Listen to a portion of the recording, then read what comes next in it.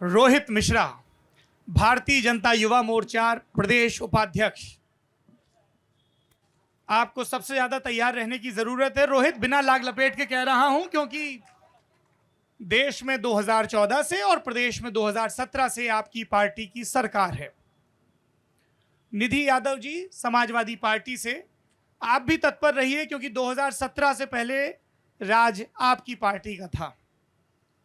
सुनील गौतम जी, 9.5 बरस पहले आपकी भी सरकार थी। अरे थोड़ा जोश में दिखिए, लोग कहेंगे मायूस दिख रहे हैं मंच पे। बिल्कुल मायूस नहीं है। और बहुत समय पहले की बात है, कांग्रेस की भी सरकार हुआ करती थी। तो जितेंद्र जी, सुनील जी, रोहित जी और निधि जी, आप लोगों का लल्लन टॉप अड्डे पर बहुत बहुत स्वागत है। पहला सवाल भारतीय जनता पार्टी के युवा मोर्चा के पदाधिकारी रोहित से है। आपसे पहले यहां एक सत्र चल रहा था, तब आप अपने समर्थकों के साथ उधर दूर खड़े हुए थे। मैं सुन रहा था भैया, सुन दूर रहे खड़ा थे। नहीं था जी। हमको बहुत अच्छा लगता है जब सत्ता कहती है कि हम सुन रहे हैं। बस सुनने वाली सत्ता रोहित की तरह विनम्र और मुस्कुराती हुई हो तो और अच्छा है। पर इन नौजवानों का कहना है कि भर्ती नहीं आती, आती है तो पूरी नहीं होती, पूरी होती है तो गड़बड़ तरीके से पूरी होती है, विरोध करो तो लठ चलता है, लठ के बाद जेल, जेल से वापस आओ बेल के बाद तो फिर एक और तैयारी, फिर एक और प्रक्रिया। बहुत सारे इम्तिहान गिनवा दिए गए। मैं जानना चाहता हूं कि आप नौजवानों के नेता हैं, क्या है आपका रुख? बिल्कुल मैं सहमत हूं आपकी इस बात से, और इनसे ये आश्वस्त करता हूं कि जितनी निष्पक्ष भर्तियां रोजगार की बात आप भैया कर रहे थे, रोजगार का मतलब केवल सरकारी नौकरी नहीं है। बावजूद इसके सरकार ने सुन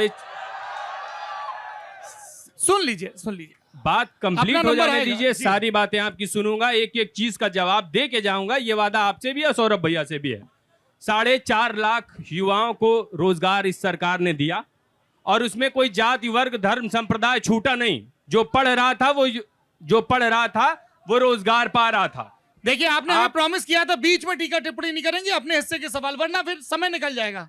जी बोलिए। मैं ये भी बता दूं कि इन्होंने शायद सपा का वो सरकार देखी नहीं है, जिसमें 1825 दिन में केवल ये शहर 412 दिन ऐसे थे जब धारा 144 नहीं थी। 3116 याचिकाएं हुई थी, 47 बार लाठीचार्ज हुआ था, 9 बार आंसू गैस के गोले चल रहे थे, और पता नहीं कितने प्रतियोगी छात्र 5-5 हजार के इनामी होके घूम रहे थे। आप उस सरकार से ज्यादा अच्छा कर रहे हैं। हम लगातार startup India, stand up India, संविदा रोजगार, जितने रोजगार के अवसर हो सकते थे वो सृजित करने का काम सरकार कर रही है, और निष्पक्ष तरीके से कर रही है। यहाँ पे ढेर सारे शिक्षा माफियाओं का ये गढ़ रहा है, वो सब भी जेल गए इसी सरकार में। दूसरी सरकार उनसे चंदे लेके छोड़ दिया करती थी। तो सरकार निष्पक्ष है, रोजगार को लेके बिल्कुल जितनी आबादी है उत्तर प्रदेश की, हम हर हाथ को सरकारी रोजगार नहीं दे पाएंगे, पूरी जिम्मेदारी के साथ भैया यहाँ पे कह रहा हूं। लेकिन हाँ, रोजगार के और ढेर सारे आयाम हैं, उनमें जितना अच्छा हो सकता है, जितनी जल्दी हो सकता है, आपको आपके हाथों को जो लगातार शास्त्रों को लेके चल रहे थे, उनकी रोजी रोटी की व्यवस्था सरकार करने के लिए तत्पर है, कटिबद्ध है। चलिए, अरे आएंगे, थोड़ा अपने सवाल मांझो तब तक गुरु। निधि जी, इनके ज्यादातर तंज आपकी पार्टी की तरफ थे और 2 बिंदुओं पर केंद्रित थे। एक कि जब आपकी सरकार थी 5 बरस, तब आप लोगों ने खूब लाठी, आंसू गैस, 5-5 हजार के इनामी बदमाश घोषित कर दिया छात्रों को। और दूसरा इल्जाम है जो खूब लगाया जाता है कि आपकी सरकार में भर्तियां धांधली से होती थी, निष्पक्ष ढंग से नहीं होती थी। आपके राजनीतिक प्रतिद्वंदी का यह कहना है, आपका रुख? मैं सबसे पहले यहाँ पे जितने हमारे साथी आए हैं उनको बहुत धन्यवाद देना चाहती हूँ कि आप लोग इतनी संख्या में यहाँ छात्र नौजवान साथी आए हैं। हमारे नौजवान साथी भाजपा के जो पदाधिकारी भी हैं, बड़ा दम्भ भर के आपने कहा कि आपकी सरकार में 4.5 लाख नौकरी दी गई हैं। तो जब आपकी सरकार आई थी और आपके माननीय मुख्यमंत्री जी ने 70 लाख नौकरी देने का वादा क्यों किया था? आज 5 वर्ष पूरे हो गए आपकी सरकार के, और आप बड़े अहंकार के साथ कह रहे हैं आपने 4.5 लाख नौकरी दे दी, और साथ ही साथ आप कह रहे हैं कि हमारी सरकार में बच्चों को या छात्रों को माफिया घोषित किया गया। आज अगर आप आंकड़े उठा के देख लीजिए, अगर सबसे ज़्यादा छात्रों के ऊपर, नौजवानों के ऊपर लाठी भांजी गई है तो वो भाजपा सरकार है। और आप तो खुद छात्र संघ के छात्र संघ अध्यक्ष रहे हैं। आखिर क्या वजह है कि छात्र संघ को आपने आप ही की सरकार, केंद्र सरकार हो चाहे प्रदेश की सरकार हो, उसको अभी भी आप बहाल नहीं कर पाए हैं? कहीं ना कहीं आप यहाँ बैठे हैं और आपकी जो पहचान है उसी छात्र संघ की वजह से, उसी छात्र संघ के जो छात्र हैं उनकी आवाज़ की वजह से है। तो इतना आप कह रहे हैं कि जल्द से जल्द जो उचित अधिकार है, हक है नौजवानों को दिया जाएगा। अब तो सिर्फ सरकार के दिन 4 बचे हुए हैं, आप कितना हक अधिकार दे देंगे? तो देखिए, भारतीय जनता पार्टी की तो आदत ही है झूठ बोलने की। झूठ बोल के वो सत्ता में आई है और उनको काम से मतलब नहीं है। देखिए, सबसे इंपॉर्टेंट क्या होता है किसी भी सरकार में, आपका अगर इंटेंशन सही है तो आप करना चाहेंगे, लेकिन भारतीय जनता पार्टी का तो इंटेंशन ही राइट नहीं है। अभी हमारे से पूर्व यहाँ काफ़ी वक्ता बैठे हुए थे, उन्होंने सारी नौकरी जितनी प्रक्रिया है और जितनी भर्तियां लाई गई हैं कितनी निरस्त कर दी गई, कितने छात्र बेचारे फॉर्म भर के बैठे हैं, कोई परीक्षा दे के बैठा है, कोई रिजल्ट की कॉपी लेकर बैठा हुआ है। आखिर बैठा है कि नहीं? आखिर वो छात्र कहाँ जाएंगे? आप उनको अहंकार से सिर्फ ये नहीं कह सकते हैं कि पिछली सरकारों पे दोषारोपण करना बंद करें। 4.5 साल की पूर्ण बहुमत की आपकी सरकार थी, आपने क्या काम किया है, आप उसका जवाब दें। निधि जी, एक सवाल का जवाब रह गया है। जो इल्ज़ाम लगता है कि समाजवादी पार्टी की सरकार के दौरान सरकारी भर्तियां निष्पक्ष नहीं होती हैं, उस पर भी आपका रुख चाहता हूं। देखिए, ये तो सिर्फ एक झूठा आरोप है। कोई भी ऐसी भर्ती पे अगर आरोप सिद्ध हो गया हो तो आप बात करें।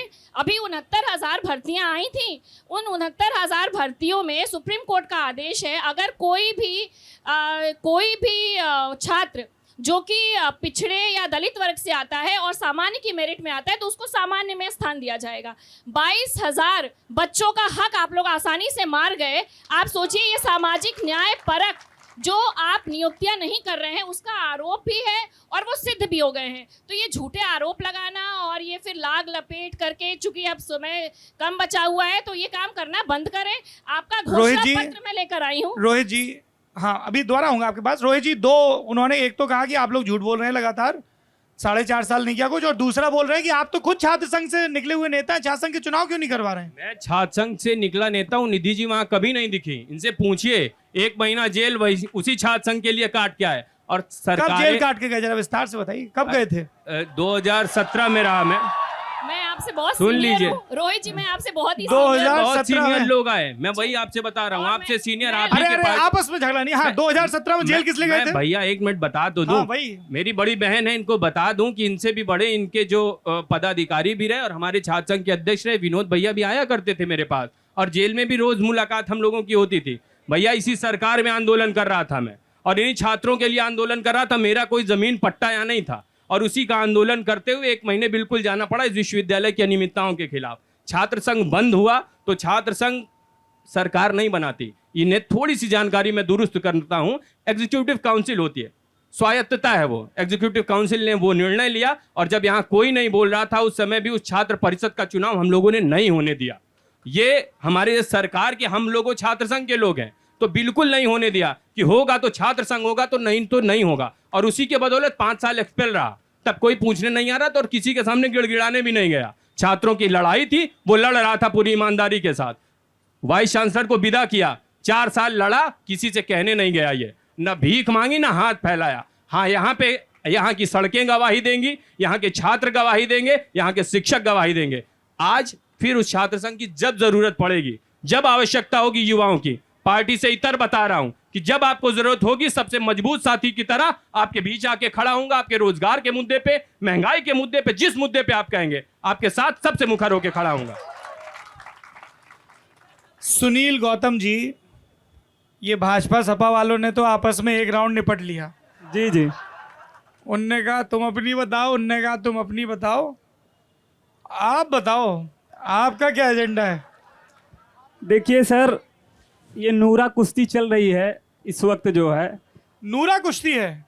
और ये नूरा कुश्ती है, ये जो भाजपा की सरकार है ये विज्ञापनों के ऊपर चल रही है, और जब से आई है केवल विज्ञापन का दिखावा कर रही है। कहीं यहाँ पोस्टर, कहीं वहाँ पोस्टर। मोदी जी बड़ा बड़ा पोस्टर पेट्रोल टंकियों पे लगवाए हुए हैं। अब जब जाते हैं लोग अपनी गाड़ी लेकर के 105 रुपये 106 रुपये का जब पेट्रोल भराते हैं तब समझ में आता है कि ये मोदी जी की फोटो देखें कि अपना सर पटक लें जो है वहीं पे। महंगाई के मुद्दे पे बात करेंगे, फिर बात करेंगे कि देखिए क्या है कि भाजपा वालों के पास बहुत ज़्यादा शब्द नहीं है। 5-6 शब्दों पे अगर बैन लगा दिया जाए तो भाजपा वालों के पास बहुत ज़्यादा शब्द नहीं है। उनको अभी बात करने को कह दिया जाए पाकिस्तान पे तो अभी देखिए इस्लामाबाद तक पहुंच जाएंगे। अभी इनको बात कहने को कह दिया जाए कि मंदिर मस्जिद पे तो उस पर बात कर लेंगे, लेकिन असल मुद्दे जो हैं उस पर बात नहीं करेंगे। बेरोजगारी पे बात नहीं करेंगे। यहाँ के जो जितने युवा बैठे हुए हैं इनसे पूछिए क्या हालत है इनकी, कहाँ से आए हैं, कोई गाजीपुर से आया, कोई आजमगढ़ से आया है, कहाँ से आकर के यहाँ पे आते हैं, यहाँ पे कमरा लेते हैं, जा कर के किराया तक नहीं भर पाते हैं और मकान मालिक किराए पे किराया बढ़ाए जा रहे हैं। आज इनकी हालत देखिए क्या हो गई है, रोजगार नहीं मिल पा रहा है, केवल बड़े बड़े विज्ञापन आते हैं, तमाम भर्तियाँ फॉर्म भरते हैं, लेकिन कुछ हो नहीं पा रहा है। सर सुनील जी, आपकी बातों को जनता से उत्साह तो खूब मिल रहा है, लेकिन इसी जनता के बीच एक रोज में था तो उन्होंने कहा साहब हो तो कुछ बसपा का भी नहीं पा रहा है। बोले कि 2012 हारे, 14 हारे, 17 हारे, 19 हारे, और उन्होंने कहा कि जब आप बसपा वालों से मिलिएगा तो एक सवाल पूछ लीजिएगा, आपकी इजाज़त हो तो पूछ लूँ। उन्होंने कहा ये ज़रूर पूछ लीजिएगा। अभी आप कह भी रहे थे कि भाजपा सपा की नूरा कुश्ती चल रही है। 2019 में फिर क्या था? तब तो सपा आपकी बेस्ट फ्रेंड थी। देखिए सर, सपा जब हमने चुनाव लड़ा तो सपा के भाई उस समय हमने गठबंधन किया, हमारे मुद्दे थे, हमने गठबंधन किया, लेकिन जिनसे गठबंधन किया उन लोगों ने स्वयं पे जाकर के कितनी जगह पे स्वयं अपने लोगों को चुनाव नहीं जिता पाए। डिम्पल यादव हार गई चुनाव, जो है अपनी जगह से चुनाव हार गई, और कितने जगह ऐसे थे कि वहाँ से वो स्वयं के लोगों को चुनाव नहीं जिता पाए और बाद में लगाने लगे कि बहन मायावती जो है वो चुनाव हरवा दी, जो है उन्होंने गठबंधन तोड़ लिया जो है। तो मामला ये नहीं है, मामला ये है कि हम लोग जो हमारा लाइन आर्डर है, जो बहन जी ने जो शासन किया, आप 2007 से 2012 तक का शासन देख लीजिए बहन जी का। इस इलाहाबाद में कितनी घटनाएं ऐसी हुई थी, यहीं पे राजू पाल हत्याकांड हुआ था, आप सबके सामने, आप लोग गवाह हैं यहाँ पे सर, यहीं पे हुआ था, यहीं जो है सिविल लाइन से लेकर के धूमनगंज तक गोलियां चली थी जो है, आप सब गवाह होंगे। कितनी हत्याएं, कितने अपराध होते थे यहीं पे, लेकिन बहन मायावती का शासन आया तो इन गुंडों की तूती बोलती बंद हो गई थी। ये बहन मायावती का शासन था, और बहन मायावती ने जो लाइन आर्डर लाया था आज तक कोई सरकार नहीं ला पाई। भले योगी जी चिल्लाते फिरें कि हमने बहुत अच्छा लाइन आर्डर दिया, बहुत अच्छा लाइन आर्डर दिया, लेकिन वो 1% भी लाइन आर्डर के मामले में भाजपा फेल रही है। और सपा का तो क्या कहने, सपा आएगी तो फिर से गुंडों की सरकार बनेगी। मैं तो यही कहना चाहता हूं कि अगर आपको शिक्षा चाहिए, रोजगार चाहिए, न्याय चाहिए और अच्छी व्यवस्था चाहिए तो बहन मायावती को जो 2007 से 12 का शासन है उसको याद करिए। आपको जो भी रोजगार मिले थे अस्थाई रोजगार मिले थे। सुनील जी, एक सवाल मैं जनता की तरफ से पूछना चाहता हूं, फिर अपने कांग्रेस वाले मित्र की तरफ जाऊंगा। ये जब बहन जी आई तो ये हुआ, वो हुआ, ये लाई, वो लाई, पर दोबारा सत्ता तो आई नहीं।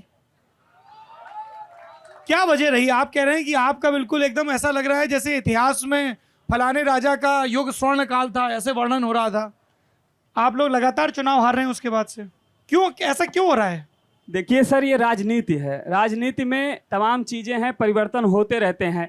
तमाम झूठ बोल करके सरकारें बना ली गई, क्या नहीं हुआ? आपके सामने हुआ। कितने झूठ बोले गए, 15 करोड़ 15 लाख लाएंगे सबके खाते में, नहीं हुआ। 2 करोड़ नौकरियां लाएंगे, क्या नहीं हुआ? और यही युवा जो है चिल्ला रहे थे मोदी मोदी मोदी। आज क्या हुआ इनके साथ जो है? आज देखिए, आज सारे के सारे लोग परेशान हैं, महंगाई चरम पर है। जो स्मृति ईरानी सिलेंडर लेकर के धरना दे रही थी, आज कहाँ स्मृति ईरानी? राजनाथ सिंह कहाँ पर हैं?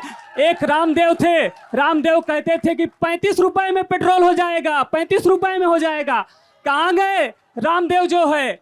ये सब कहने की बातें हैं सर। मुद्दे पर नहीं लड़ते हैं चुनाव जो है, कहीं हिंदू मुसलमान पे, कहीं भारत पाकिस्तान पे, कहीं इस पे इस लड़ बार फिर कैसे लाएंगे करके आप मुद्दों मूर्ख में? बनाया। और इस बार मैं ये अपने लोगों को आश्वस्त करता हूं, इस बार जो है बहुजन समाज पार्टी सरकार आने अरे जा रही है। मुद्दे क्या लाएंगे महाराज? आप कह रहे हैं मुद्दों पे लड़ती नहीं जनता, तो मुद्दे बताइए ना। देखिए हमारे मुद्दे हैं कि हम अस्थायी रोजगार देंगे।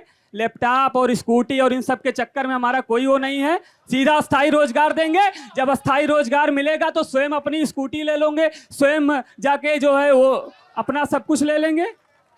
चलिए जितेंद्र जी ये आपके पुराने साथी हैं, 1996 में आप लोग साथ में चुनाव लड़े थे, याद हो कि ना याद हो? अरे वो सपा की बात है, ये कांग्रेस के हैं। बसपा और कांग्रेस की बात चल रही, थोड़ा भरोसा रखो यार। चश्मा ऊपर चढ़ाने से ही ज्ञान सब ना आएगा, थोड़ा नीचे उतर आओ। तो कह रहे हैं कि स्कूटी वगैरह बांटने से कुछ नहीं होगा। मैं अभी पिछले दिनों आपकी जो राष्ट्रीय महासचिव हैं प्रियंका गांधी जी, उनका वो संकल्प पत्र देख रहा था, तो उसमें भी स्कूटी का जिक्र था। ये आप कांग्रेस पे भी तंज कस रहे थे क्या, या अभी इनसे दोस्ती गुंजाइश है? बिल्कुल सर, तंज कस रहे थे। बिल्कुल कस रहे थे। बिल्कुल कसेंगे। कांग्रेस ने ही सबसे ज्यादा बंटाधार इस देश का किया है, इसमें मुझे कहने में कोई गुरेज नहीं है। भाई अपना फायर है, किसी को नहीं छोड़े। जी सबसे पहले तो मैं लल्लन टॉप और सौरभ जी को धन्यवाद दूंगा कि आप युवाओं की आवाज़ को उठाते हैं, और आप सभी युवाओं को इनकलाबी सलाम कि अपनी आवाज़ उठाने आप खुद आए हैं। हमारी आपकी आवाज़ और हमारे आपके लिए लड़ाई कोई नहीं लड़ सकता है, हम आप खुद अपनी लड़ाई लड़ सकते हैं। अब आते हैं बसपा पे, चूंकि इन्होंने स्कूटी का एक सवाल उठा और आपने हमसे जोड़ दिया। देखिए नहीं, हमने पूछ लिया इसी से, कह रहे हैं आपने बंटाधार किया है देश का। जिस बसपा मंच के पे हम बैठे हैं लल्लन टॉप के, वो सवाल सत्ता से करते हैं और ये सवाल विपक्ष से कर रहे हैं, यही इनकी खासियत है। ये इल्जाम लगातार बसपा पे लग रहा है कि आप कांग्रेस और सपा वालों से ज्यादा ये सवाल कर अपने रहे हो। बहन जी से पूरी तरह प्रेरित हैं। बहन जी की एक प्रेस कॉन्फ्रेंस नहीं है जो मोदी से सवाल किए हो या योगी से सवाल किए हो। क्यों? क्योंकि ये मिले हुए हैं भारतीय जनता पार्टी के साथ, पूरी तरह से बहन जी मिली हुई हम ये समझ नहीं पा रहे हैं, बसपा वाले कह रहे हैं सपा वाले मिले हुए हैं, कांग्रेस वाले कह रहे हैं बसपा वाले मिले हुए हैं। दूसरी बात, पैर केवल हमारा ही है, जहां रख देंगे अकेले रखेंगे। दूसरी बात, अभी आएंगे आपका। हाँ भारतीय जनता पार्टी के हमारे ये रोहित जी भाई हैं, विश्वविद्यालय से, चूंकि मैं भी जुड़ा रहा, विश्वविद्यालय से आप भी रहे हैं। कितना अच्छा लगता है ऐसे कांग्रेस भाजपा वाले एक दूसरे को भाई बोलते, एकदम सद्भाव एकदम। बहुत नहीं, मैंने ये नहीं कहा कि भाजपा वाले मेरे भाई हैं, रोहित मेरे भाई। रोहित आपके भाई। ये विश्वविद्यालय से जुड़े रहे हैं और यहाँ पे 80% छात्र विश्वविद्यालय के बैठे हुए हैं। अभी मेरे भाई ने कहा कि जब भी जरूरत होगी तो हम आपके साथ खड़े होंगे। यहां से 1 किलोमीटर दूरी पे लगभग 12-15 छात्र, हमें लगता है 150 दिन हो गया है, क्रमिक अनशन कर रहे हैं बेरोजगारी के लिए। वहां जरूरत है और आप जाइए। पत्थर गिरजाघर पे आप लोगों को जानकारी होगी, प्रतियोगी छात्र बैठे हैं कि नहीं बैठे हैं? आपको वहां जाना चाहिए, आप क्यों नहीं गए? विश्वविद्यालय में छात्र संघ का चुनाव, जैसे ही भारतीय जनता पार्टी की सरकार आती है, छात्र संघ का चुनाव बंद हो जाता है। अब दूसरी बात, समाजवादी पार्टी की हमारी निधि बहन ने कहा कि हम तो छात्र संघ के समर्थक हैं। देखिए, केंद्रीय विश्वविद्यालय है हमारा इलाहाबाद विश्वविद्यालय। 2012 में राहुल गांधी जी आते हैं और कहते हैं कि हम छात्र संघ बहाल कराएंगे।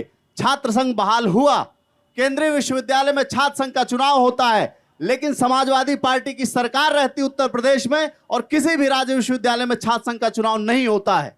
तो यह सीधा सीधा दिखाता है कि आप छात्रों के अधिकारों के लिए, हितों के विरोध में है, समाजवादी पार्टी भी, भारतीय जनता पार्टी भी। और बसपा? बसपा की तो हम बात ही नहीं करते, इसको पार्टी नहीं मानते। अभी हमारा कोई मित्र, मैं बाहर खड़ा था तो कोई एक साथी निकल रहा था, तो उन्होंने कहा बसपा सिर्फ एक दिन दिखती है जिस दिन वोट पड़ता है। वोट वाले दिन उनके कुछ साथी आते हैं, वोट डाल के चले जाते हैं, और यही वजह है कि आज गायब है। सवाल हमेशा सत्ता से होना चाहिए, क्योंकि जिसको जिम्मेदारी देते हैं जवाबदेही भी उसी की होती है। जो जिम्मेदार है वही जवाबदेह है। तो आपको सवाल करना चाहिए, और मुझे लगता है कि सुनील भाई आए हैं, और अगर बहन जी जान जाएंगी कि भारतीय जनता पार्टी के खिलाफ बोल रहे हैं तो शायद इनके साथ भी समस्या हो सकती है।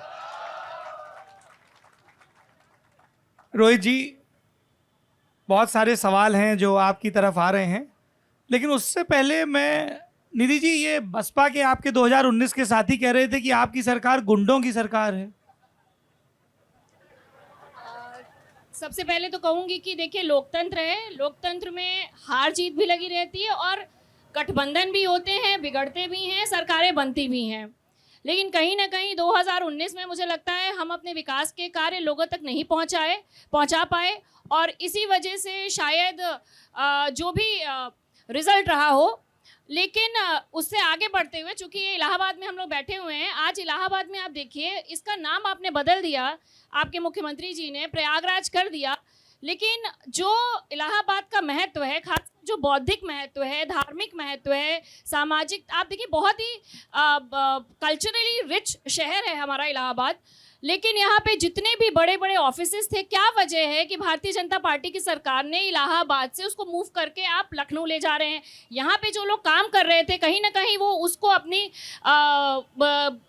आत्मसम्मान के साथ जोड़ा करते थे, चाहे वो शिक्षा निदेशालय रहा हो, बेसिक शिक्षा परिषद को भी मूव करने का आपने निर्णय ले लिया था, लेकिन इतने आंदोलन हुए, आवाज़ें उठाई गई तो उसको आपने भी ठंडे बस्ते में डाल दिया है। जो पुलिस हेडक्वार्टर है आपने उसको भी शिफ्ट कर दिया लखनऊ, और इसी तरह तमाम ऑफिस, शिक्षा अधिकरण की बात हो, चाहे जितनी बात हो, आप उसको शिफ्ट करके कहीं ना कहीं इलाहाबाद शहर का महत्व कम करने का काम कर रहे हैं। और मैं ये आपसे पूछना चाहती हूँ कि आप कोई ऐसी चीज बता दें जिसका शिलान्यास आपने किया हो और उसका उद्घाटन भी आप ही ने किया हो। जी पूछ लेते हैं, बताइए रोहित जी। कई सवाल हो गए हैं, मैं एक बार बता देता हूँ सवाल। एक छात्र संघ, राज्य में आपकी सरकार, केंद्र में आपकी सरकार, आपने कहा एग्जीक्यूटिव काउंसिल का फैसला है, वो भी इनकी। स्वायत्त तो होती है सर, कितनी स्वायत्तता होती है? आपको खुद अपने वीसी के खिलाफ कितना संघर्ष करना पड़ा? आपने खुद ही कहा इस मंच पे एक चीज, आपकी पार्टी के कई बड़े नेता इसी तरह के छात्रों के आंदोलन से निकले हैं, तो आप लोगों को इस चीज़ का महत्व भी समझना चाहिए। दूसरी चीज़ जो उन्होंने कही कि सबसे पहले तो ये बता दीजिए कि शिलान्यास भी आपने किया हो और उद्घाटन भी, ऐसा कोई? बहन जी अभी हमारी आई होंगी, जिस भी ओवरब्रिज से आरओबी से आई होंगी, वो यहीं पे प्रयागराज जब बना तो 7 आरओबीज और फ्लाईओवर्स दिए हैं, किसी एक से ज़रूर आई होंगी। उसका उद्घाटन भी माननीय केशव जी ने किया था और अभी उसका फीता वीता भी काट दिया, तो वो यहाँ पे हुआ है। वो अभी सलोरी का एक नया बन रहा है। रामबाग में जाम का झाम कितना था ये सारे लोग जानते हैं, वो बन गया। हाईकोर्ट के ओवरब्रिज बन गए। इस तरह के 7 ओवरब्रिज। पीछे बहन जी कह रही सब समाजवादी पार्टी के समय के हैं। बहन जी के साथ हाईकोर्ट का ओवरब्रिज तो समाजवादी पार्टी की देन है, इसमें मैं कोई गलत बात नहीं कह रही हूँ और पूरी मजबूती और तथ्य के साथ कह रही हूँ। सुन लीजिए, सबसे बड़ी समस्या यही है कि एक पन्ना दे देना और ये कह देना कि ये सब अखिलेश जी ने किया। अच्छा ये है कि मेरे समाजवादी साथी ये नहीं कहते कि सृष्टि के रचयिता अखिलेश भैया रहे, नहीं तो वो भी कहने में कोई गुरेज नहीं है। जो कुछ हो रहा है सब अखिलेश भैया ने किया और यही कारण रहा, भाजपा वो भी कहती है, यही कारण रहा कि स्थितियां आज क्या बनाई हैं। 140 सड़कों का सुंदरीकरण, उनका चौड़ीकरण इसी सरकार ने किया। इस प्रयागराज शहर में 64 चौराहे हैं भैया, किसी में आप चले जाइएगा और देख लीजिएगा, वो सब कुछ बनवाया इसी प्रयागराज। जब ये बना तो 1583 से वापसी की है हमने। हम प्रयागराज में गए, इलाहाबाद से वाकई हम वापसी कर रहे हैं, तो अभी हम वही कर रहे हैं। उसका काम किया, सीवर का पूरा काम प्रयागराज में हो गया है। 101 करोड़ रुपए उसमें लगे, वो भी सरकार ने किया है। तो जितने विकास के आयाम हो सकते थे उस सब पे सरकार ने काम किया और वो इन्हीं युवाओं की बदौलत, इन्हीं लोगों की बदौलत आपको 2022 में देखने को भी मिलेगा। एक आपके बगल में मित्र बैठे हुए थे, उन्होंने सवाल पूछा महंगाई को लेकर, जी, खास तौर पर पेट्रोल और डीजल के दाम लगे हाथों, उस पर भी बता दीजिए। जैसे केंद्र में मोदी जी की सरकार आई मार्च 2016, उसी में आरबीआई एक्ट में भी संशोधन किया गया। उसमें यह कहा गया कि अब केवल सरकार ही नहीं देखेगी, अब इसका कुछ काम प्लस माइनस मुद्रास्फीति 4+-2 ये करके अब देखा जाएगा। इस पे आरबीआई भी पूरा काम करेगी, पूरी चीजें देखेगी। कोविड के बाद से ये हुआ है कि महंगाई बढ़ी है। वो महंगाई 6.3% थी, अभी है। सरकार चूंकि कोविड में लगातार सामाजिक कार्यों को करती रही, जितने लोगों को भोजन की आवश्यकता थी वो देती रही। पेट्रोल के भी दाम, आ जा रहा हूं पेट्रोल के दाम पे भी, कि लगातार क्रूड ऑयल के दाम बढ़ रहे हैं। हर कंट्री अपने आप को फिर से उठा रही है, तो अभी उन सब चीज़ों के दाम बढ़ा दिए गए हैं, जिसके बदौलत पेट्रोल 2 चीज़ों के दाम सबसे ज़्यादा बढ़े। एक खाद्य तेल जिसमें 11% की ग्रोथ है और दूसरा दालें जिसमें 9.3% की ग्रोथ है। देश बड़ा है, उसकी जरूरत भी बहुत ज्यादा होती है, तो इसलिए अभी महंगाई बिल्कुल बढ़ी हुई है। इससे जितेंद्र भाई को यह भी बता दूं कि इनकी जो लास्ट समय की यूपीए सरकार रही उससे कम ही रही। उस समय 10.40% महंगाई थी, आज 6.3% है। ये जाके कोई डाटा देख लेंगे। भैया एक मिनट, इन्होंने बताया सिर्फ दो चीज में महंगाई है, सरसों तेल और पेट्रोल में। टमाटर में महंगाई है कि नहीं? आलू में महंगाई है कि नहीं? बात पूरी रोज मेरी की शायद खाने सुन वाली नहीं चीज। पाए, और जी, सुन पाए जी। तो समझ नहीं पाए। जी। मैंने ये कहा कि इन दो चीजों में महंगाई दिख रही है, और पेट्रोल महंगा होगा तो ट्रांसपोर्टेशन अपने आप महंगा हो जाएगा। जो किसान 10 रुपए में चीजें आपको वहां दे रहा है, वहां से लेके जब आएंगे मंडी तक पहुंचेंगे तो वो अपने आप 22-23 रुपए में हो रोहित गए। जी एक बात बताइए, जी। ये तो चलिए आपके राजनीतिक प्रतिद्वंदी हैं, आपके अच्छे कामों को नहीं देखेंगे। ये आपने कहा कि इंटरनेशनल मार्केट में क्रूड ऑयल का प्राइस बढ़ गया इसलिए दाम बढ़ गए। अरे अरे थोड़ा भरोसा रखो, मैं तुम लोगों का प्रतिनिधि हूं। जब क्रूड ऑयल का दाम कम था तब आपके टैक्स बढ़ते जा रहे थे। एकदम ठीक बात आपने की, टैक्सेस बढ़ते गए। हमारी सरकार ने भी खूब टैक्स लिया, जहां कम थे वही लोग कम कर देते स्टेट में। जब जीएसटी की बात की जा रही थी तब सबसे पहले यही खूब ऊंची ऊंची कूद लगा रहे थे कि नहीं नहीं जीएसटी में नहीं लाएंगे, जीएसटी में नहीं लाएंगे। हम भी कह रहे हैं कि बिल्कुल महंगाई बढ़ी है, क्रूड ऑयल से ही नहीं होना है। बिल्कुल क्रूड ऑयल महंगा, जब सस्ता रहा तब भी 25 रुपए में तेल नहीं मिल रहा था। बिल्कुल ठीक बात आप कह रहे हैं, मैं सहमत हूं उसकी बात से। लेकिन अभी जब वैश्विक रूप से पूरी महामारी से हर देश वापस आ रहा है, तो हमारे देश में भी वो बढ़ना स्वाभाविक है, और वही प्रक्रिया भी चलती जा रही। लेकिन यूपीए को इसमें बोलने की जरूरत नहीं पड़ेगी, क्योंकि आप वो आंकड़े देखेंगे तो इनके वो अंतिम के 5 सालों में वो 10.4% थी, जो अभी 6.3 है। बताइए भाई साहब। अंतिम के आपने एक साल गिन लिए, उसके पहले के गिन लीजिए ना। हम भी तो अंतिम के 6 दूसरी महीने बात, की ही बात कर रहे अब हैं। मैं ये कहना चाहता हूं, ये जो आप बातें कर रहे हैं ये अंतिम के 6 महीने की है, जिसमें ये महंगाई इतने चरम पे पहुंची है। बताइए साहब। देखिए भारत देश की महंगाई को हमारे भारत के लोग ही नहीं, विश्व के दूसरे देश हैं वो भी ये मान रहे हैं कि भारत में इस समय सबसे ज्यादा महंगाई है।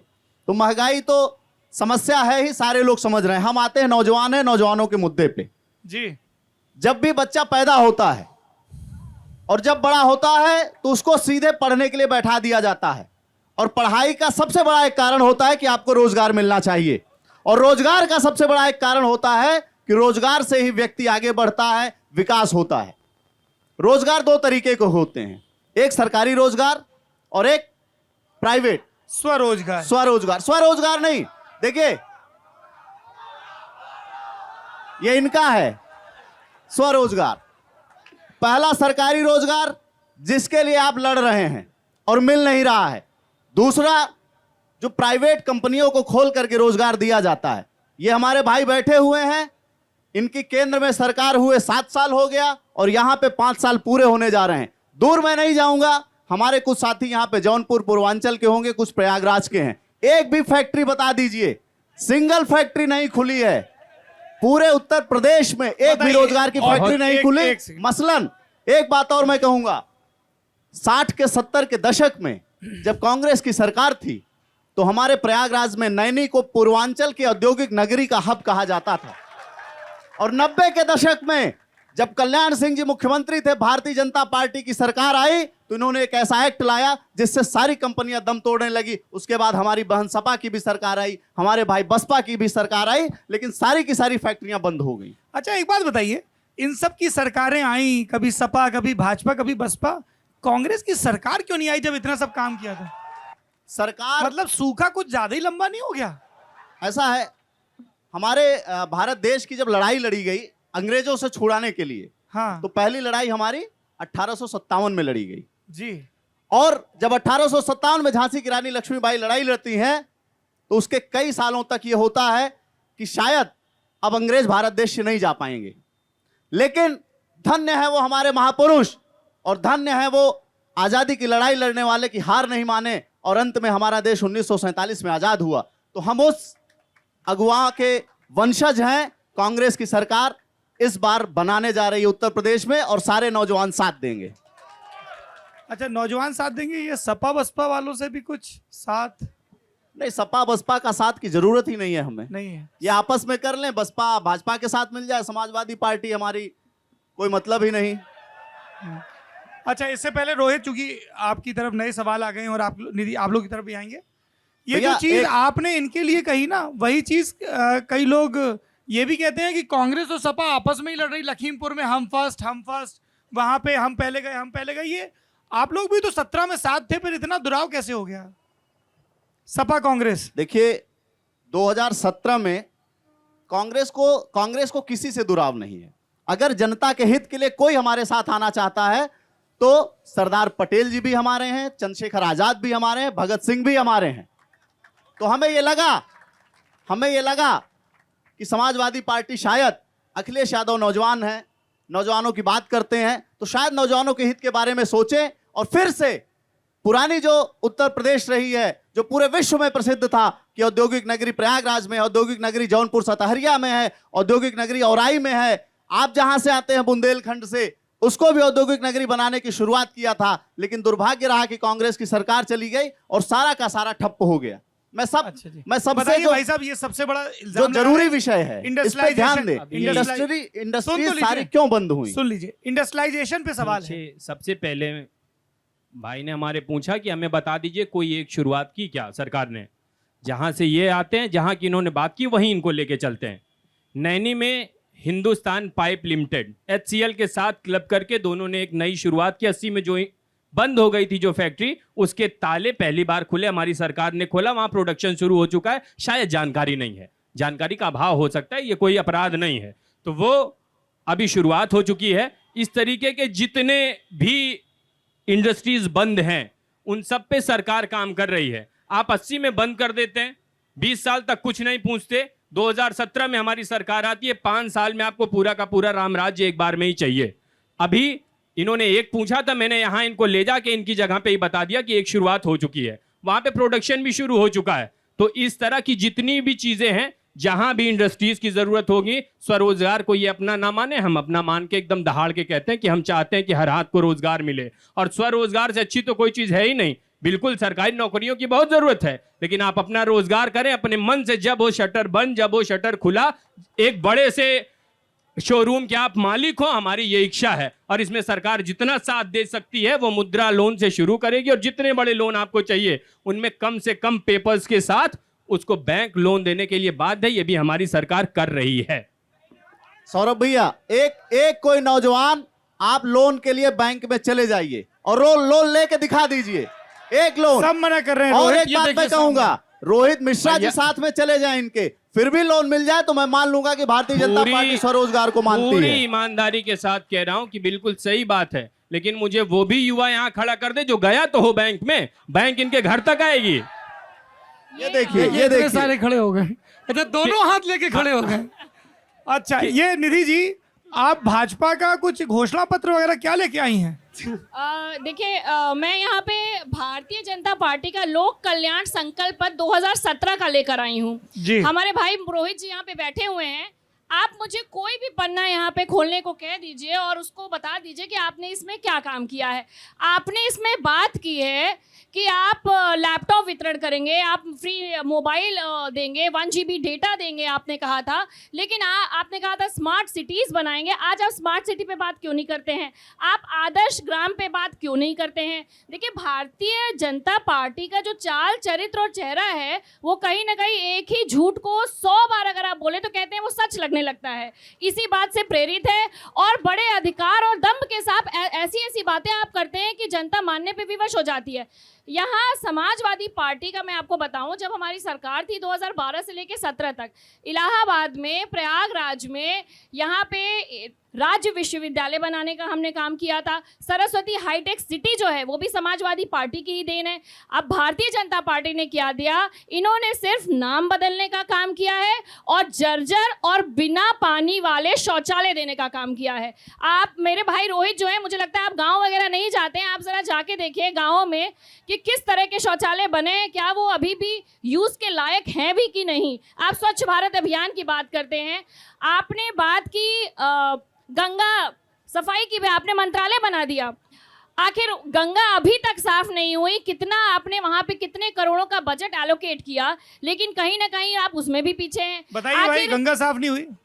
गंगा साफ नहीं हुई तब भी अखिलेश जी आके डुबकी लगा गए, प्रियंका जी भी डुबकी लगा के गई। वो अगर आस्था साफ का नहीं थी विषय तब है। ये स्थिति थी।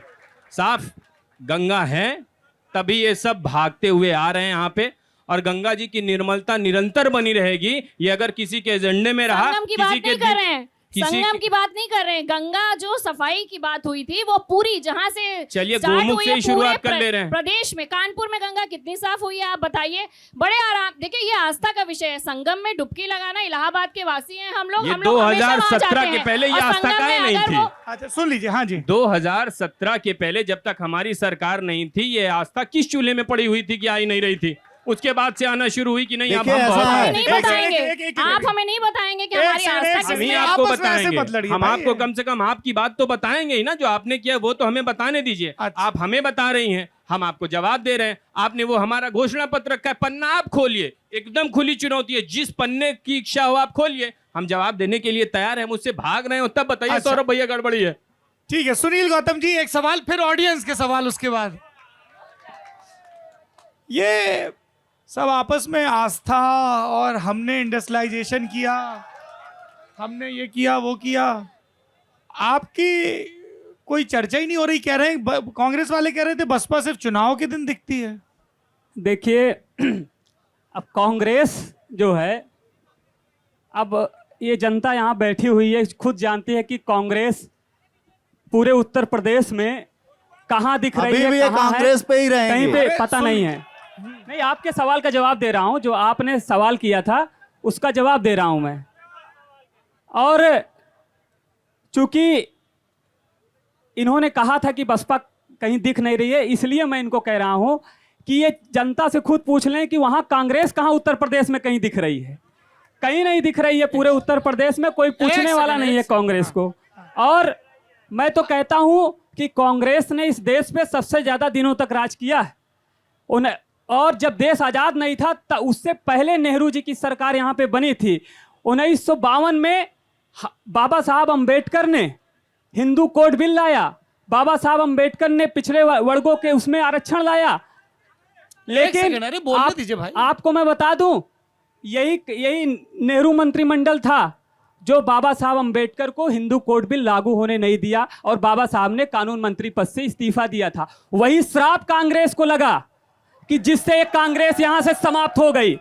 और इसीलिए इस देश में तमाम जो पिछड़ों की पार्टी थी, जो दलितों की पार्टी थी, जिनके मुद्दे गायब थे, जिनको कोई पूछता नहीं था, जिनके वोट की कोई कीमत नहीं हुआ करती थी, ऐसे लोग राजनीति में आए और राजनीति में आकर के राजनीति को बदलने का काम किया। आज बात कर रहे हैं कांग्रेस वाले और कि हम खत्म हो, बसपा खत्म हो जाएगी। बसपा नहीं खत्म हो जाएगी।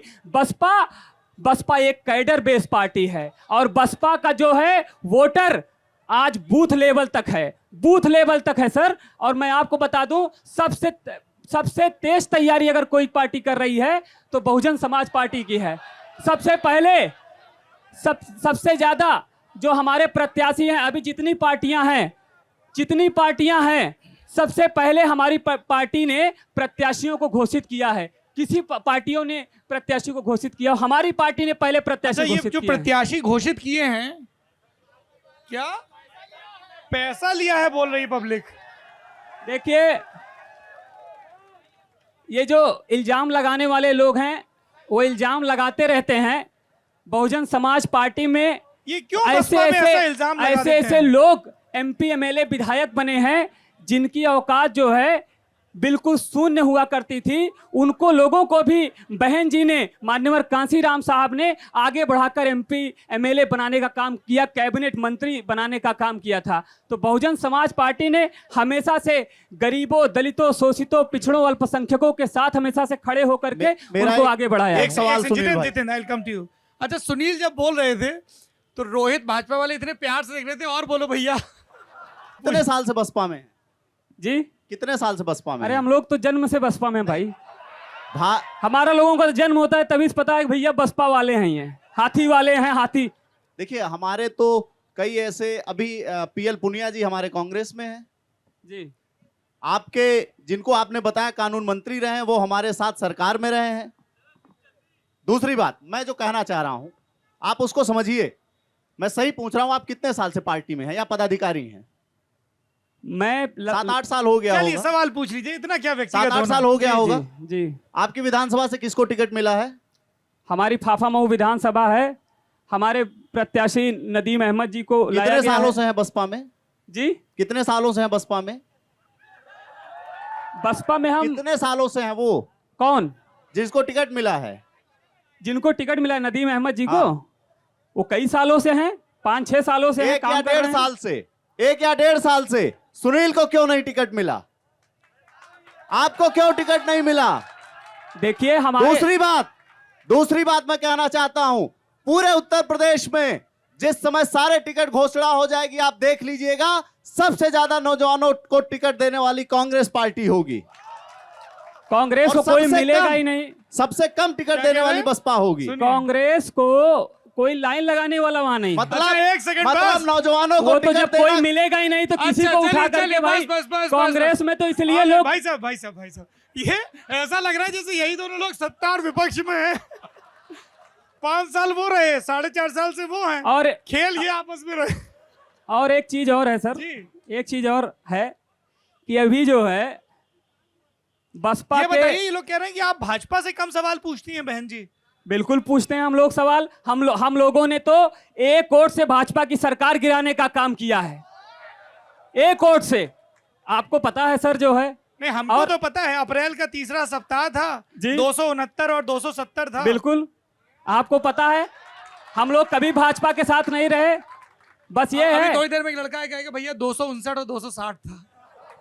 फिर आज जब भाजपा के राज में अरे बस करो यार, कितना लड़ोगे आपस में, बस करो। हैं? आपस में ही निपटने में लगे, पब्लिक यहाँ इंतजार कर रही है इतनी देर से। अरे यहाँ से सब इन्हीं के लिए आने वाला है, चिंता ना करो, इन्हीं के लिए आने वाला है। मैं एक सेकंड पहले सब को एकदम बिल्कुल शांत, बहुत बढ़िया, बिल्कुल शांत। अरे शिक्षा ही पे तो पूछेंगे, ये थोड़ी पूछेंगे कि पबजी का फ्री कनेक्शन कैसे मिलेगा। वेट भाई, अरे रुक जाओ। सवाल पूछने का एक फॉर्मूला, अगर उसको फॉलो करोगे तो पक्का सवाल पूछ पाओगे, मतलब प्रायिकता बढ़ जाएगी सवाल पूछने की। फॉर्मूला ये है कि अपनी जगह पे बैठे रहो, पहली चीज, हल्ला ना काटो, आराम से हाथ ऊपर करो। अरे अभी जब कहें तब ऊपर करो, ठीक है। अच्छा जी, माइक वाले साथी कहाँ कहाँ हैं? तुम्हारे पास माइक है? अरे उनको पहले उनका हाथ तो नीचे करवाएं, तब तुम्हारा ऊपर देखें। हाँ, माइक वाले साथी, माइक है तुम्हारे पास? जिसके हाथ में माइक है फिलहाल, अमरजीत तुम्हारे हाथ में माइक है? अभी कुक्कुट आसन, ये गलत बात है यार, ऐसे नहीं होता। बड़ा भाई हूं मैं तुम्हारा, रुक जाओ। 1 2 3, उधर पीछे भी जाओ, एक माइक है चौथा। हाँ, कोई बात नहीं। चलिए, लल्लन टॉप अड्डे का ये आखिरी सत्र, राजनीतिक सत्र, समाजवादी पार्टी, बहुजन समाज पार्टी, कांग्रेस और भाजपा के नेताओं ने अपना खेल लिया आपस में। खूब लानत मलानत, इल्जाम और अपनी पार्टी की बात सब रख ली, लेकिन बात तो जनता की है कोई बात जनता की? बिल्कुल। तो जनता की तरफ से पहला सवाल, हाँ भाई साहब आप पूछ लो, आपके बहुत सारे स्टेज पे रह गए थे, एक ही बार माइक आएगा, पूछ लीजिए एक बार में। अरे कोई बात नहीं, उनके पास बहुत सवाल है, तैयारी के साथ आए हैं, पूछिए सवाल, पूछिए, संक्षिप्त रखिएगा सवाल। ये नमस्कार रोहित भैया। नमस्ते भैया। आपकी सरकार ने 4.5 लाख रोजगार दिए है ना? सरकारी रोजगार, सरकारी रोजगार दिए है ना? जी। सवाल सही में दिए है ना? कम से कम 25-30 तो मजाक ना तो आप हमारी बुआ भैया, लगते हैं ना भाभी की, आपसे नहीं मजाक भैया, किया जाए। 25 ठीक है। अरे ये देखिए, बिल्कुल संसदीय रखिए भाषा। हाँ। 25-30 तो वैकेंसी निकाली ही होगी।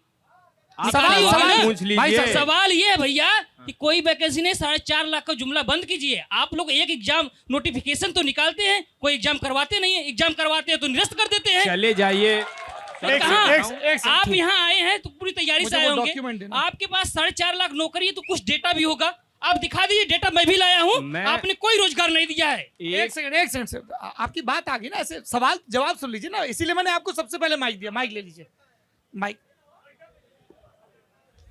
भाई साहब यहाँ मंच पे थे पिछले सत्र में, इनका कहना है, जो मैंने आपसे पहला सवाल भी पूछा था, 2017 में विधानसभा चुनाव हुए, भारतीय जनता पार्टी ने कहा कि उत्तर प्रदेश में भर्तियों में भ्रष्टाचार होता है, हमारी सरकार आएगी तो हम उसे दूर करेंगे, कहा था।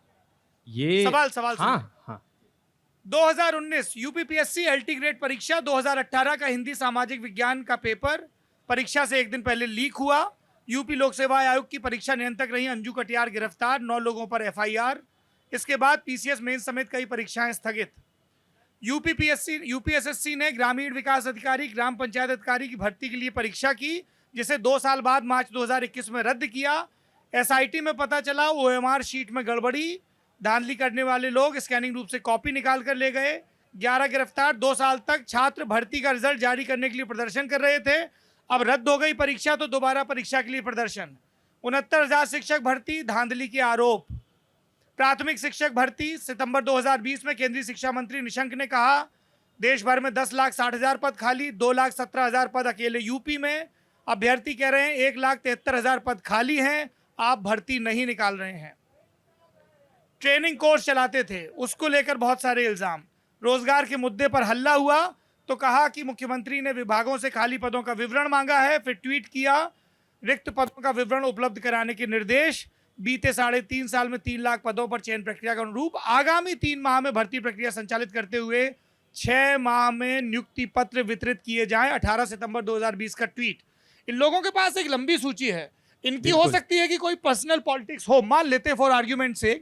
ये जो इतने सारे नौजवान बैठे जी। हैं, मैं आपको आश्वस्त कर सकता हूं इनमें से कुछ हो सकता है अलग अलग राजनीतिक दलों के लोग हों, उनका अपना एजेंडा हो, लेकिन ये सारे लोग एजेंडा लेके नहीं आए हैं। बिल्कुल नहीं। सारे लोग एक मांग लेके आए हैं कि ये जो भर्तियां हैं जो अटक अटक के हो रही हैं, नहीं हो रही हैं, उसका फुल प्रूफ समाधान आप सरकार है, सर्वशक्तिमान है, सब संसाधन आपके पास है, क्यों नहीं हो रहा है? बिल्कुल हम कर रहे हैं। उसके लिए अब मेरा जवाब भी सुन लें, पूरी लिस्ट उनके पास है। मैं आपसे सौरभ भैया एक चीज और बता रहा हूं, आप डेलीगेसी हॉस्टल किसी में चले जाइएगा, आज शाम को ही चले जाइएगा।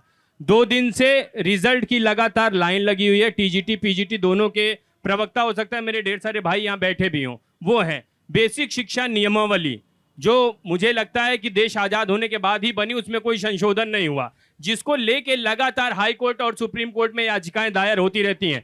72,825 शिक्षकों की भर्ती थी, जिसको लेके समाजवादी सरकार सुप्रीम कोर्ट तक लड़ी कि ये भर्ती पूरी ना हो पाए।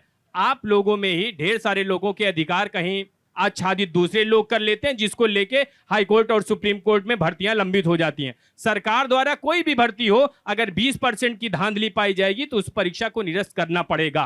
केएल पटेल जैसा नेक्सस जो इस प्रयागराज में चलता था, उसे भी तोड़ने का कोई दूसरा काम नहीं कर रहा था। सौरभ भैया ने जो प्रश्न पूछा उसमें यह भी बताया कि हमारे ही अपने लोग गिरफ्तार हो गए, 9 लोगों पे एफआईआर हुई, जेल गए, लेकिन इनकी सरकार में हाई कोर्ट निर्देश करती थी, तब अध्यक्ष हटता था। एक ही जात के लोग हुआ करते थे, कन्नौज, मैनपुरी, इटावा का सर्टिफिकेट भी लगता था, वो अब सरकार में लगना बंद हो चुका है। इस पर भी ध्यान दीजिएगा। दूसरी चीज, लगातार बेसिक शिक्षा नियमावली सबसे ज्यादा, चूंकि पद वहीं पे हैं, लोगों की इच्छा भी वही होती है कि पहले तैयारी करें, नहीं हो रहा तो बीएड करके टेट, सीटेट, सुपर टेट निकाल के कहीं पे हम एडजस्ट हो जाएंगे। वो करने का काम भी सरकार कर रही है। जितनी मैंने आपसे भैया कहा 4.5 लाख रोजगार, मेरे भाई ने कहा आंकड़े लेके आए, आप अभी इस प्रोग्राम के बाद मिल लीजिएगा। मेरे घर में कुछ लोग एम्प्लॉयड हुए, आप लोगों के भी घर में कहीं ना कहीं लोग एम्प्लॉयड हुए होंगे, तो आप आइए, मैं सबको देता हूं वो सारे आंकड़े, वो सारी जानकारी, वो बिल्कुल जल्द से जल्द आपके बीच होगी। चलिए चलिए, एक सेकंड। हाँ जी, बिल्कुल, कीप इट क्विक। देखिए, ये भाजपा का, मैंने कहा था, इनकी आदत है, जो आप सवाल पूछेंगे ये उस पर जवाब नहीं देंगे, ये आपको गोल गोल घुमाएंगे। आप ये कहना चाहते हैं कि आपकी सरकार में कोई भी परीक्षा निष्पक्ष रूप से आप लोग कराने में सक्षम नहीं है, इसीलिए सारी भर्तियां निरस्त की जा रही है। आप क्या कहना चाह रहे थे? अभी ये इन्होंने एक परीक्षा की बात की जिसमें लोग गिरफ्तार हुए थे। आप सभी को पता होगा, अनिरुद्ध पंकज जी एसएसपी थे, इसी वजह से उनका ट्रांसफर कर दिया गया था। बहुत सभी सुंदर लोगों बात को कर पता दी है, इन्होंने। ट्रांसफर नहीं, प्रतीक्षारत कर दिया गया था। बहुत सुंदर बात, और उसके बाद वो जांच रुक गई है, वो जांच रुक गई संयोग है। अच्छा ये रहा जिसको पकड़े जाना चाहिए एसएसपी पकड़े गए। साहब की ये बात करें व्यक्तिगत, उनसे मैं भी बड़ा अच्छा जुड़ा रहा।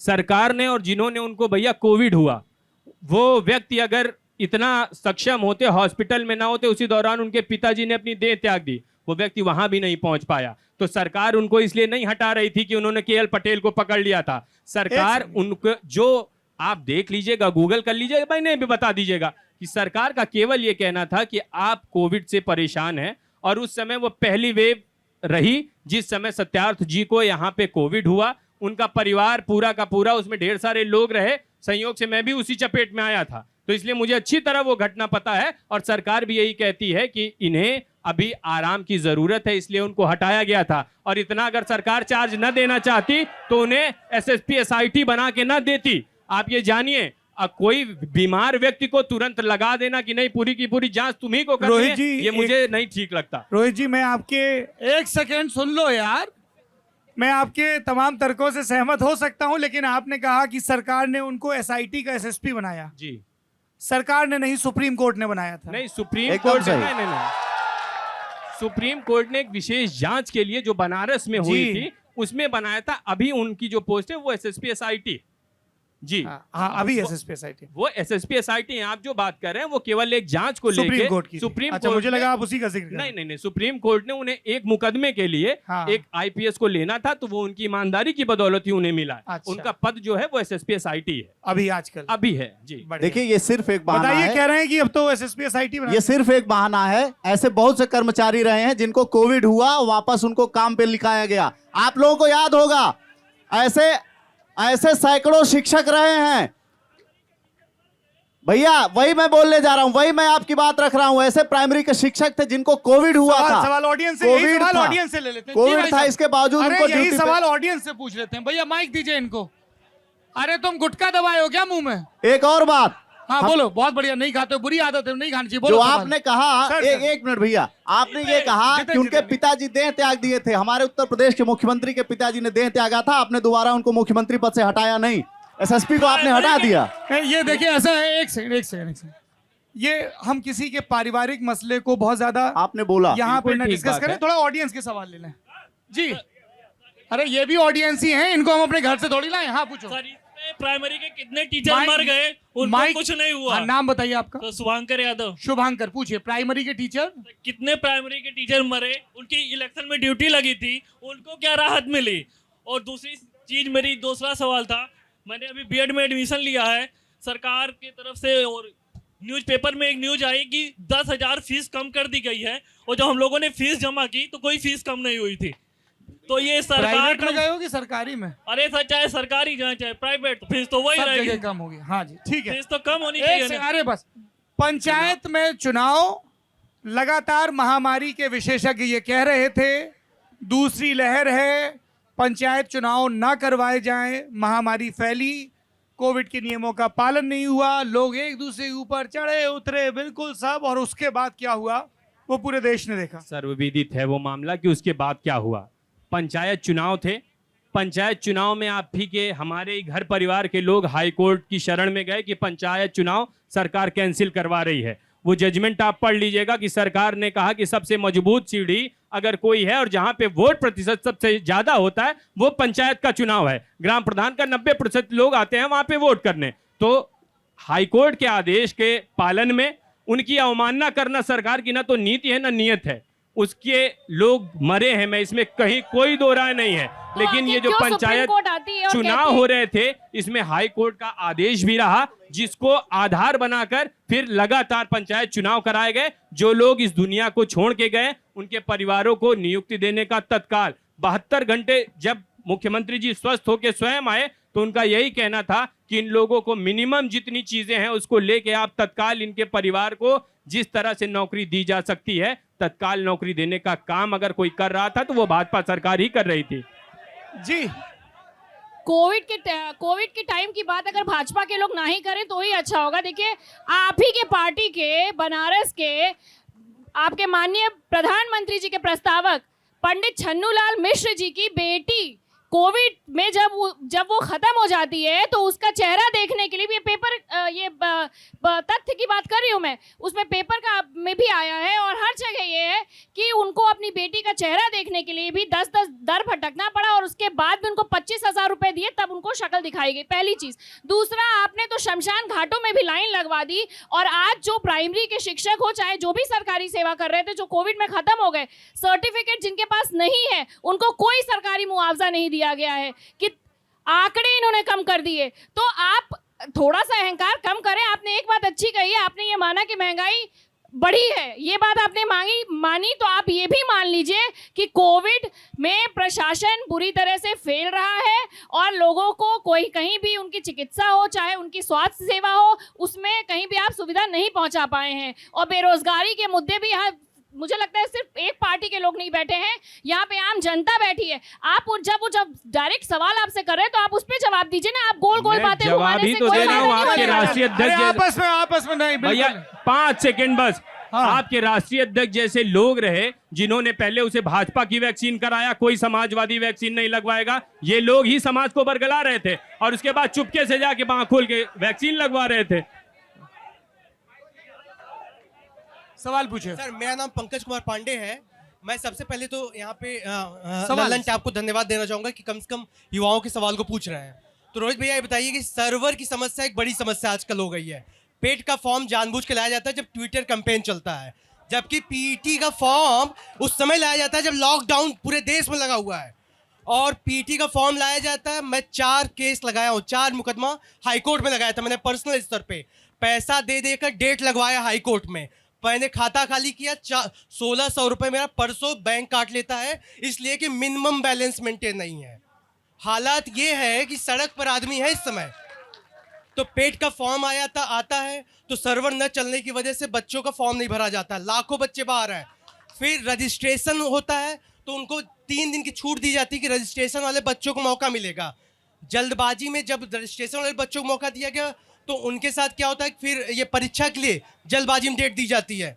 परीक्षा में नकल होती, खुलेआम धांधली हुई है, खुलेआम पेपर 1 घंटे पहले आउट हुआ है। लेकिन उस मैटर पे कोई आज तक जवाब नहीं।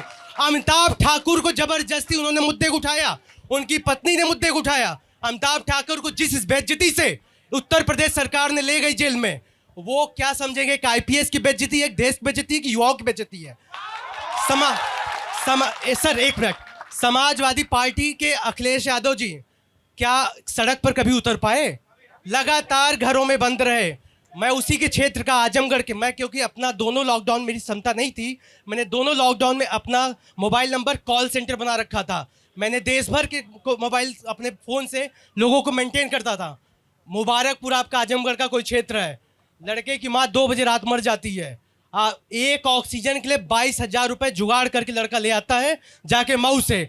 आजमगढ़ के क्षेत्र में अखिलेश यादव जी सांसद थे, उनके क्षेत्र में लोग मरे, इलाहाबाद में लोग मरे। यहीं पे एक ऑक्सीजन के लिए लोग कैसे कैसे दर दर भटके हैं। इस समय डेंगू के लिए क्या हालात है इस समय, चलिए जवाब ले लेते हैं। इस स्थिति पे ठीक है। बताएं सर। बताइए भाई, पहले आप बताइए ये जो ऑक्सीजन की किल्लत और फिलहाल जो डेंगू की समस्या है। एक और ऑक्सीजन उसके की पहले सर्वर। एकदम ऑक्सीजन की किल्लत पे पहले आ जाते हैं। इस प्रयागराज की जितनी क्षमता थी, एक जो हॉस्पिटल था उसकी क्षमता थी कि 5 जंबो सिलेंडर में ऑपरेशन सहित वो पूरा हॉस्पिटल चलता था।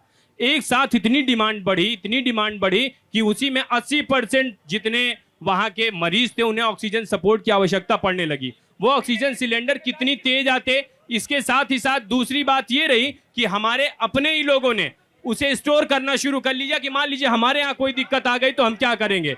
वो ऑक्सीजन सिलेंडर उतनी तेज नहीं बन सकते थे कि उन्हें तत्काल समाज के बीच ले जाया जाए, हॉस्पिटल के बीच ले जाया जाए, लेकिन हमने तत्काल उस पर भी काम किया। 12 दिनों के अंदर पूरे के पूरे प्लांट लगाए गए और सरकारी अस्पतालों में सबसे पहले जिनको जरूरत थी उनके लिए यह तय कर दिया गया था कि सरकारी अस्पतालों में सबसे पहले ऑक्सीजन भेजा जाएगा। ये करने का काम भी और कोई सरकार नहीं कर रही थी, ये हमारी सरकार कर रही थी। अभी आपने या तो जवाब लीजिए। देखिए रोहित, ऐसा है कि आप तमाम विषयों पे जवाब दे रहे थे, सब शांति से सुन रहे थे। ये जब आपने ऑक्सीजन पे दावे किए तब आप देख लीजिए पब्लिक का रिस्पांस क्या है। मैं वही आपसे बता रहा हूँ कि जब कोरोना की पहली लहर के बाद मैंने तो यही कहा ना कि बिल्कुल दिक्कत हुई है। वो दिक्कत केवल पंकज भाई नहीं झेले थे, पंकज से कम फोन मेरे पास भी नहीं आ रहे थे और आदमी समय रहते तैयारी क्यों नहीं हुई? समय रहते तैयारी उतनी नहीं हो सकती थी। हाँ बिल्कुल ये सही है। दरअसल हावड़ी मोदी करने का समय था, हावड़ी मोदी करने चले गए थे वहां पे, बिल्कुल ठीक बात है, अमेरिका में हाउडी मोदी का समय था तो इसीलिए अच्छा समय नहीं मिल होता- पाया जो है, ना ना ना, बिल्कुल सही बात इसीलिए कह रहे समय भाई नहीं मिल हमारे। पाया। इतना अच्छा समय होता भैया, तो जब केवल पहले मूर्तियां कोरोना ना की- बनती, कुछ बन गए होते ऑक्सीजन के लिए विशेष व्यवस्था। अगर इतनी जानकारी इनको थी तो कुछ हॉस्पिटल अपने समय में बनवा दिए गए होते। और बहुत सरकार सारे अभी भी काम कर रही है। हॉस्पिटल बने, कोरोना तेरह की मेडिकल फर्स्ट कॉलेज, वेव पांच के पांच बाद- मेडिकल कॉलेज बने, प्लीज डोंट डू दिस, मतलब ये 1 by 1 बात करते हैं। हाँ 13 एक सेकंड, हाँ क्या बोल रहे हैं? बहुत सारे 5 मेडिकल कॉलेज बने। गौतम बुद्ध यूनिवर्सिटी आप देखिए जो है, चलिए हाँ जी, अगला सवाल। 5 साल हो जाता है। 1 मिनट ऑक्सीजन पे भैया। सर्वर ना अभी पूछूंगा।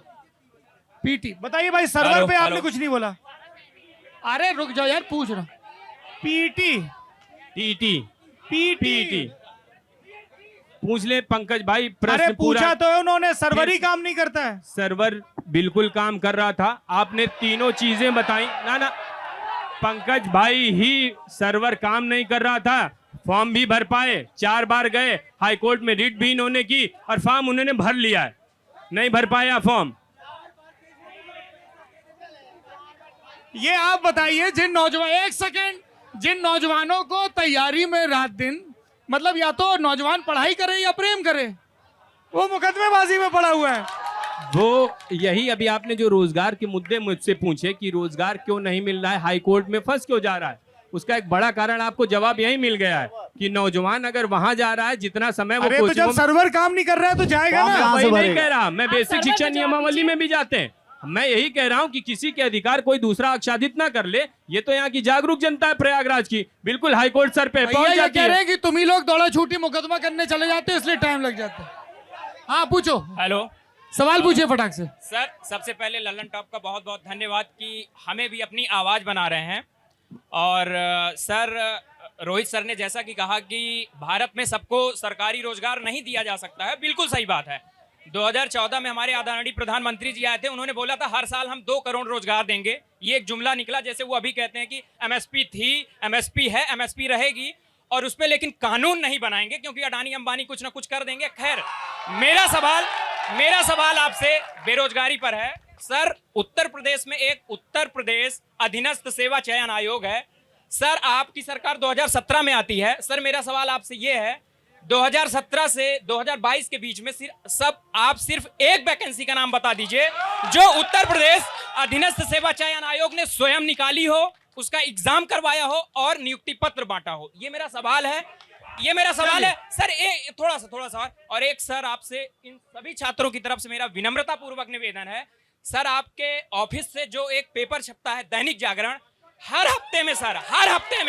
हर हफ्ते वो ये कह देता है कि लेखपाली का एग्जाम अब होने वाला है, दरोगा का एग्जाम अब होने वाला है। आपसे विनम्रता पूर्वक निवेदन है कि हमारी भावनाओं को इस तरीके आप न खेलें, उस अखबार को अपने कार्यालय से छपवाना बंद कर दें।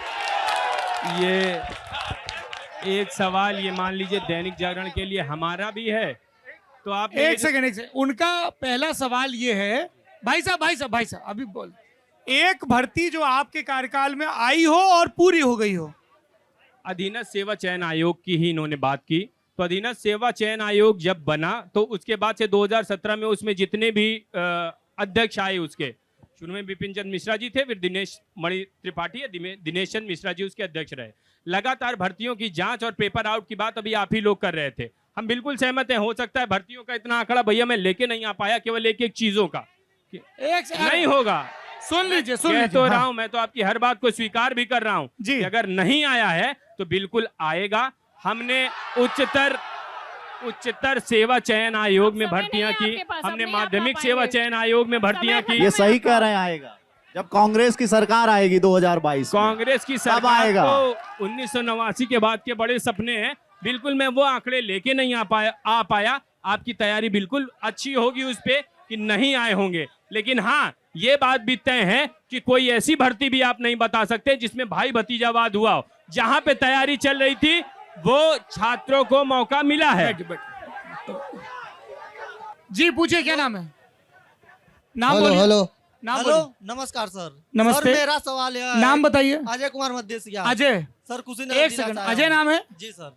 अजय, क्या आपको अपना सवाल पूछने के लिए यहाँ तक आना पड़ा? सर पूछने के लिए नहीं नहीं आना यार, पड़ा, एक लेकिन आप सेकंड, पीछे वालों पर ध्यान नहीं दे रहे थे सर। अरे अभी तभी तो आया हूँ, अभी 15-20 डांट सवाल रहे था, हो। आप आगे से पूछ रहे हैं, पीछे के लोग नहीं आए। अरे सुनिए ना सर, अभी आपके पास माइक आ गया तो डांट लीजिए। मैं ये कह रहा हूँ, अभी मैंने ये आगे वालों को यही बोला कि आप लोग ऐसे माहौल बना रहे हैं, थोड़ा पीछे भी पूछने दीजिए। हाँ सर, मैं सबको अधिकार बाकी दीजिए, सबको पूछने अजय जी, दीजिए। ये मैं बाकी लोगों को कह रहा हूँ कि अजय आप आगे तो नहीं आए ना, चीखे भी नहीं, कूदे भी नहीं अपनी, पर आप तक माइक पहुंचा है ना, तो ये अगर चीखोगे चिल्लाओगे तो सिर्फ आगे बैठने से माइक नहीं मिलेगा, थोड़ा पीछे वालों को भी मौका मिल दीजिए। जी पूछिए सवाल।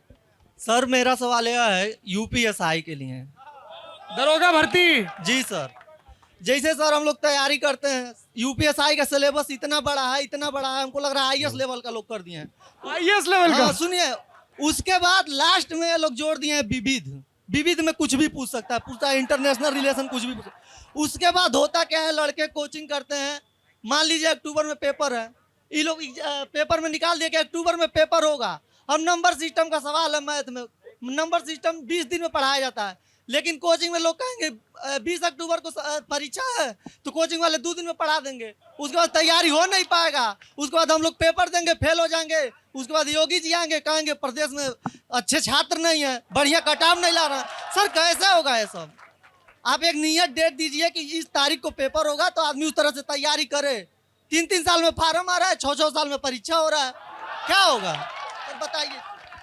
और सुनिए, जो भाजपा के प्रतिनिधि यहाँ पर बैठे हैं वो आप बताइए, क्योंकि आप सत्ता में, सवाल आपसे है, जवाब आप दीजिए। बताइए। एक बात है, कोचिंग की बात इन्होंने की तो कोचिंग से ही शुरुआत करते हैं।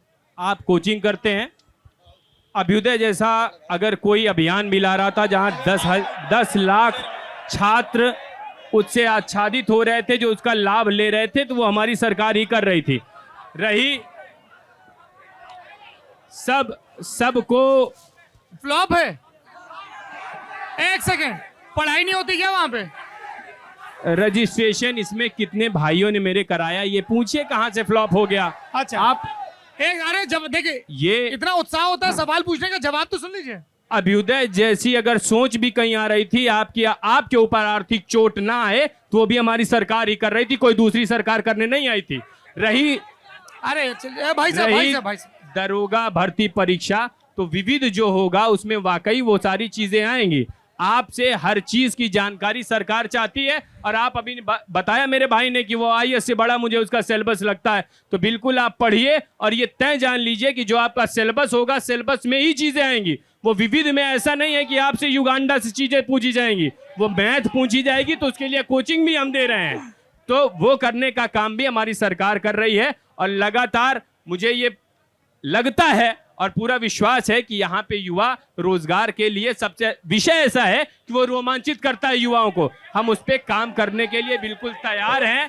पीछे और जहां पीछे गलती जाइए। हुई है उसको स्वीकार के अगली बार फिर आ रहे हैं हम, पीछे। वो चीजें ठीक करेंगे। अरे हाँ जी, पूछे क्या नाम है आपका? हेलो, नाम बोलिए। आवाज आ रही है? हेलो अरे बाकायदा आ रही है। सर, मेरा नौजवानों की आवाज कौन रोक पाया है? सर मेरा नाम मयंक है। और नाम बोलिए। मयंक। मयंक, क्या करते हैं मयंक? सर तैयारी? सॉफ्टवेयर इंजीनियर हूँ मैं। ओ थैंक गॉड, एक तो जी तैयारी तो नहीं कर रहे हो ना? नहीं सर। चलो पूछो सवाल। सर मेरा सवाल वहाँ बैठे सभी लोगों से है। चारों लोगों से। हाँ, मतलब जो भी उत्तर देना चाहे। सर अभी ये पॉपुलेशन बिल पास होने वाला है, अभी हुआ नहीं, हो जाएगा शायद, जिसपे गवर्नमेंट एम्प्लॉयज के लिए 2 बच्चों पे रोक है, और जो लोकल बॉडीज में जो इलेक्शन लड़ेंगे उनके लिए भी 2 बच्चों पे रोक है। ये एमएलएस के लिए रोक क्यों नहीं लगाई गई है? सर मयंक ये सवाल हो गया? नहीं सर, अरे फैक्ट है। अरे फैक्ट हमको पता है गुरु। अरे नहीं सुन लो एक सर वहाँ पे सर जो सपा के बैठे हैं उनके यहाँ अभी मुस्तफा सिद्दीकी जी ने ज्वाइन किया है, अभी 2 दिन पहले बीएसपी से गए हैं, उनके भी 4 बच्चे हैं। उसके बाद कांग्रेस के जो बैठे हैं नरेश सैनी बेहद से, उनके पास भी 3 बच्चे हैं। और बीजेपी के साथ की पार्टी है अपना दल, उनके यहाँ दुद्धी से जो एमएलए हैं हरी राम, उनके पास 8 बच्चे हैं। तो ये जो लॉ बनाई है हमारे लिए बराबर है, तो उनके लिए भी यही होना चाहिए, उनके लिए क्यों नहीं है? चलिए मयंक का सवाल है, जनसंख्या का मुद्दा हमें क्षेत्र में घूमने पर भी लगातार मिलता है, इट्स अ बिग कंसर्न, बड़ा मुद्दा है ना। एक पार्टी का रुख, जनसंख्या नियंत्रण के लिए क्या करना चाहिए, क्या करेंगे? देखिए कांग्रेस की सोच को आप सबको समझना होगा। इंदिरा गांधी जी उस समय प्रधानमंत्री थी और जनसंख्या नियंत्रण के लिए उन्होंने काम किया था। सबसे ज्यादा विरोध भारतीय जनता पार्टी ने किया था। अगर उस समय भाजपा ने विरोध नहीं किया होता तो आज ये हमारे भाई का सवाल नहीं होता। अच्छा, एक अरे अरे अरे रुक जाओ एक सेकेंड, एक बात बताइए, अभी जिस जनता से आप इतना ईंधन इतनी ऊर्जा पा रहे हैं, इसी जनता ने 77 में नारा लगाया था इंदिरा हटाओ इंदिरी बचाओ, और इसी जनता ने 77 के बाद दोबारा उनको प्रधानमंत्री बनाया था, क्योंकि आपने तब तक अपनी गलती मान ली थी। ये तो हम गलती मानते हैं। यही तो कांग्रेस तरीका है। तो बताइए ना। यही कांग्रेस है, जबरन हम अपनी नसबंदी गलती तरीका मानते नहीं हो हैं। सकता, जबरन नसबंदी तरीका नहीं हो सकता है। तरीका क्या होगा? जबरन नसबंदी कराई ही नहीं जा रही थी, ये भाजपा के द्वारा अरे फैलाया भाई साहब, गया शाह कमीशन के आडंबर सामने था। इतने बयान, भाजपा तो तब बनी नहीं थी, 80 में बनी पकड़ है। पकड़ के ले जा रहे थे गांव से, संघ की बात करेंगे। पकड़ पकड़ गांव से ले जाके नसबंदी पकड़-पकड़ कराई के गई गाँव थी से जो ले जा है। रहे थे। सुनील भाई, मैं चाहता हूं आप विधायक बने, विधानसभा में जाएं। पॉपुलेशन बिल्कुल, एक आपकी सेकंड, शुभकामनाएं। एक सेकंड, ये सब एक दूसरे को विधायक बनवा दे रहे हैं, आपस में खेल रहे हैं। पॉपुलेशन पे क्या रुख है, क्या होना चाहिए पॉपुलेशन कंट्रोल के लिए? देखिए, बिल्कुल सही बात है। कांग्रेस की भी सोच रही है और मेरी व्यक्तिगत सोच है कि जनसंख्या नियंत्रण बहुत जरूरी है।